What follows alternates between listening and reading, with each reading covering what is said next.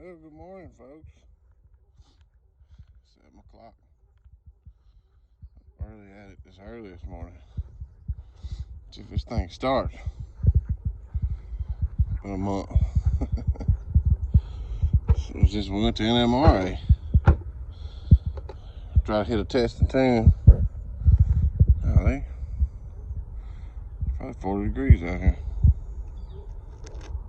Man. Anyway. Let's see. It's on E85. All that good stuff. I don't know if I can do this. Anyways, just so when you do a TH400 swap, you know, clutch, see? I still got the clutch pedal down there, but you can't really see it from up here. You know, see the gas, the brake. But you have to trick the computer system into making the clutch is pressed. Alright, 37 outside, that's what it is.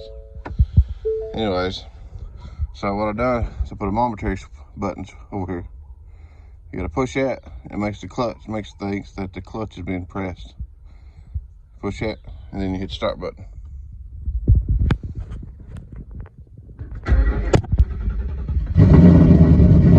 Oh yeah. That's on the 85 too.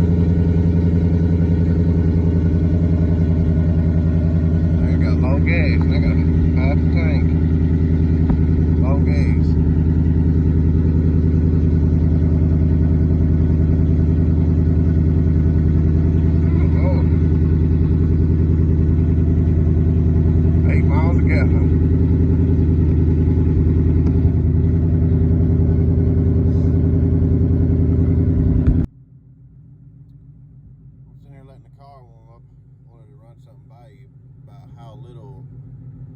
Change makes such a big difference. Of course, with this turbo 400 and everything, when I had it built by PTC, they spec'd it out to my rear gear, what tire size I'm running, and everything. So right here before the season comes to a slowdown for us, depending on how cold it is, if the track's closed or not. I run a 28-inch tire with this 456 rear gear. All right, what that tells PTC is also in about to where I want my converter to flash at. This converter flashes at 6,500. It's a big converter. So by making a tire change, going from a 28-inch tire from what's on it now to a 26-inch tire, that changes the revolutions. So I'm going to go from a 456 with a 28-inch tire. It may go to, don't really know, I'm just speculating here. May throw the gear from the 456 probably a 460 and some change, maybe it may not be that big of a difference as far as the gear ratio. But what that will do is it makes it a lower gear. In return, that will make my converter tighter. So it will not flash at 6,500 no more. It may flash at 6,000. You know, which being an allmotor, with the car still being set up at allmotor, it's going to hurt me because I need that 6,500. Actually, I need a little more. You know, this converter flashing 6,500 is still a little tight from the data logs that we've been doing and stuff. It's still a little bit tight, only by a few hundreds, but it's not worth taking it out and changing for future projects with this car. So, by dropping the tire down to a 26, it's going to take that 6,500 flash and make the converter tighter and drop it down to probably about 6,000, 6,100, something like that. And if I wanted to make it even tighter, I could put hydraulic fluid in the transmission instead of automatic transmission fluid. You know, that's why I'm running automatic transmission fluid, to keep it loose. But I don't need it tighter. It may be if I had a turbo or something on the car and this converter was in it and stuff, I'd want it as tight as possible. But I don't really know how it's going to affect the time wise. Plus, we got cooler air. I got to take into consideration. I know the car's going to run better because the cooler air and stuff. But I just wanted to throw that out there for you, as far as the difference wise. I don't really think it's going to hurt us anything. If it does, it may hurt us a few hundreds. Shoot, it may help us out. Don't know. If I can get the thing to hook on the 26. That's why we're going to Jake's. Jake's is well known for its prep. I know the track manager and stuff. And if I want some prep when I come up, he sees my car, and all I just mention it to him, he'll throw me down some fresh prep. Alright. Took my wheels and stuff off. I gotta go get me another socket to fit these. Somehow mine's come up missing, so I want to go buy me one. Anyways, but I'm gonna let the air out, and I'll zip all these right here off, and then I'll have to take it to my father-in-law's got a tire machine, and I'll break the bead off the back of the rim, and then I'll be able to put the other ones right on. But in the meantime, I did see a video the other day, somebody running bar brakes, and their rotor had a crack right down the middle of that joker. So I wanted to take this time and check over all my rotors to make sure I didn't have no cracks, and I figured I'd degrease it, spray degreaser all over everything, and try to clean it up a little bit. Recheck my shocks, shock adjustments, and you know, check bolts, just everything should do before we go racing. I figured I cleaned up a little bit too.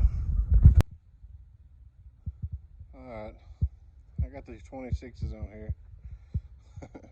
Looks like a 4-wheel drive, but it is what it is. Anyways, I'm going to a 28 to a 26. It's going to throw my another thing I failed to mention earlier is it's going to throw my suspension off. So you want your front a half inch to 1 inch lower than your rear. As you can see, got a tape measure here. I'm going to measure it to see if it's still close, or if my rear end is setting lower now than my front, which it shouldn't be. It should be pretty close to being level on the car, but I do have 20 pounds of air in the tire, and I'm gonna try to run it at that, but as I let air out of the tire, it will fluctuate a little bit. So I'm gonna take a measurement of that and see. All right, 27 3/4. 27 3/4. So it is flushed up right now. So as I let air out of the rear, it will be off just a little bit, but it won't be enough to really make a difference. But you also got to take in consideration of me sitting in that side. I'm 270 pounds, so that's gonna affect it also. But you know, we're not really running a race. It's just test and tune, and Jake's prepped really good, so I still shouldn't have no problem hooking it up. If we were going to something like Mod Nationals or something, it'd be a totally different story. I wouldn't even have a 26 on it. I'd kept the 28, you know. But anyways, we're gonna run like that, see how it does. Then we're gonna move on to Chrissy's car. I gotta swap the seats around in that and hers. For NMR, we run her stock driver seat in the driver's side and the Kirky seat in the passenger side to fit the rules. I'm gonna actually take the driver's seat out and put the Kirky seat on the driver's side. I took a break. Dyno, Chris's car here.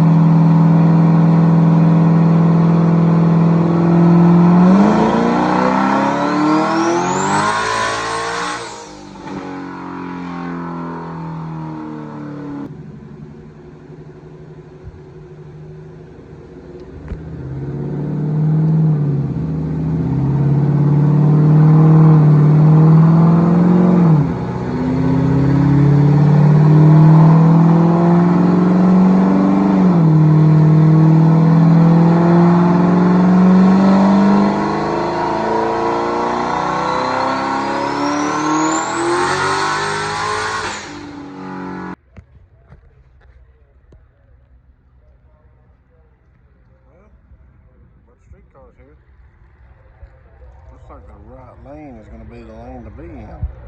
That left lane's got quite a bit of shadow on it. So the right lane's going to be the lane to get. It's 50 degrees. So we need the heat on the track. So the right lane. That's the lane I'm going to be shooting for.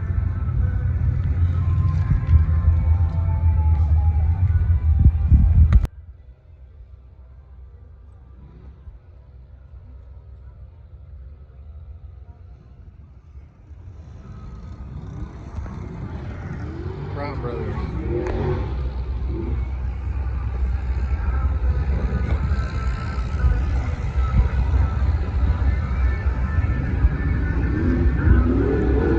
This is the blue car I raced here a couple of weeks ago. It was on video.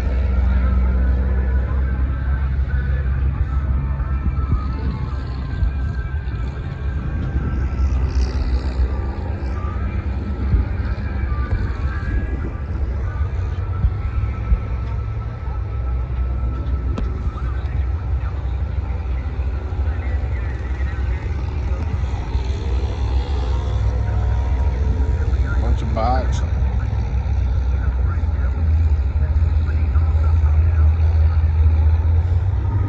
That joker.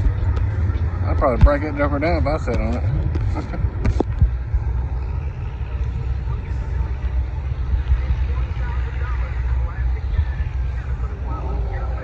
That car right there, that's Eric Malone's car. 256, fastest car in the Dirty South. That's the car that was given to him by Dodge.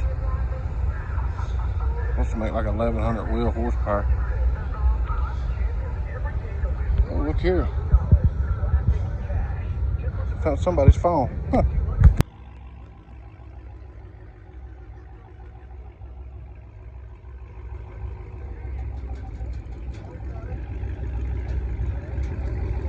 Sun lining him up.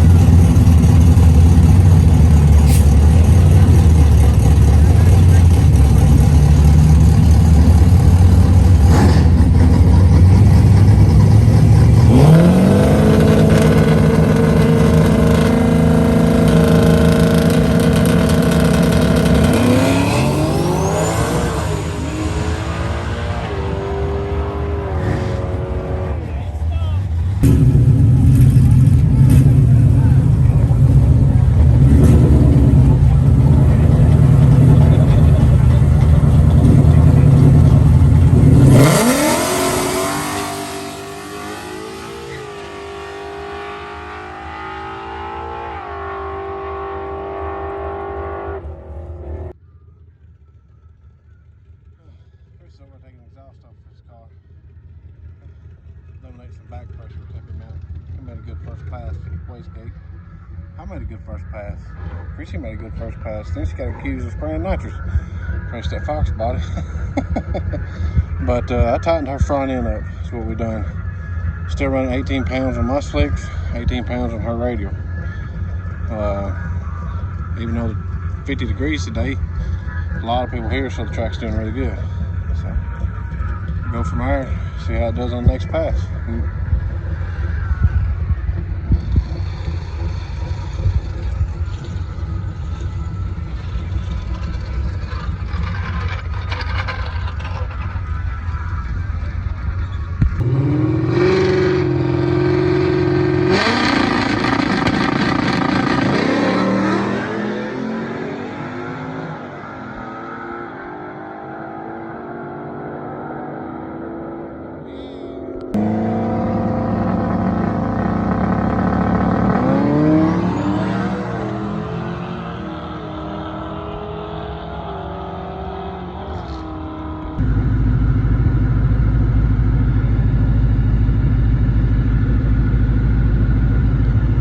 Smoky.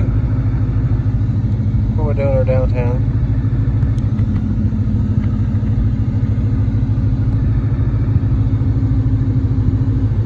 What? What we're doing our downtime. What? What we're doing our downtime. The slow driver. Smoky.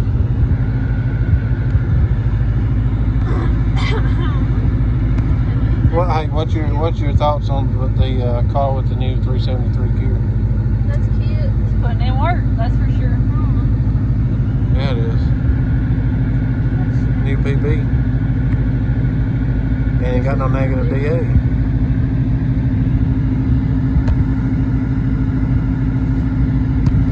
But negative DA would be doing better. Uh-oh. I think we're in motion.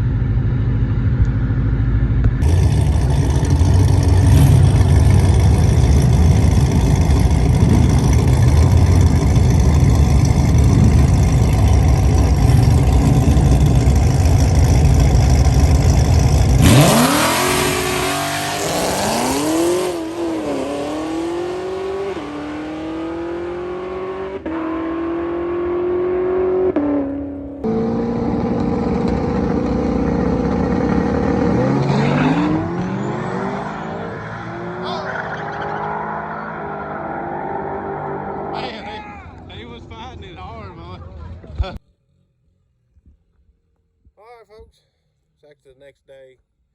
I left out of there. We had to get back to town, back to home, everything. But anyways, as far as the 373 gear, it really helped out on the on my wife's car, on the 2018 car. It picked it up. It really helped out. We wound up running a personal best yesterday and didn't even have negative DA.